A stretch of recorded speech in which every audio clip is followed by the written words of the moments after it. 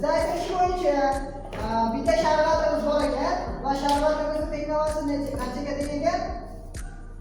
6 tastaga teng. X minus 30 va qo'shilgan 150 nimaga teng ekan? Grammga teng ekan. Ya'ni 150 grammga teng bo'layotgan. Endi bizda mana bu yerda nima bor ekan? Stakan bor ekanda va bu stakanimiz x grammdan to'g'ri kelar ekan, to'g'rimi? X gram deb qo'yib turibdi stakanda. Demak, buniki nima deyapti? 3 qavs ichida x plus 30 plus 150 deyapti. Xo'sh, endi mana bu bir stakan sharbatimiz deyapti. Mana bularda bir bitta idishda korobkadagi sharbatimiz nimaga teng ekan?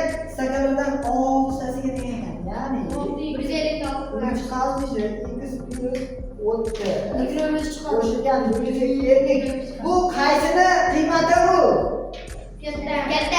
Kattasini qiymati. Demak, teng bo'layotganda kichkinasi x ekanmi va 6 tasiga teng ekanmi?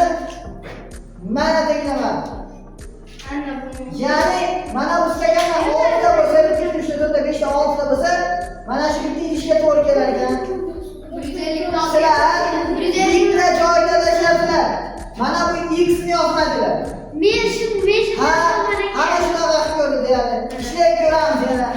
Endi nima qilamiz deydigan bo'lsak, qavsdan ochib olsam 3x minus 30 90 bo'ladi endi.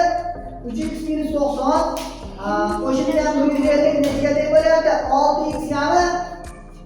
Endi tushunarli bo'lyaptimi yo'qmi? Endi nima qilamiz?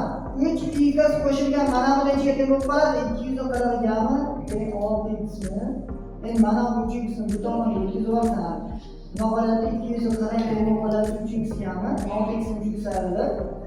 X nechaga ekan? 80 ga teng. Javobini to'g'ri topdinglar. Mana lekin buni topolmadik.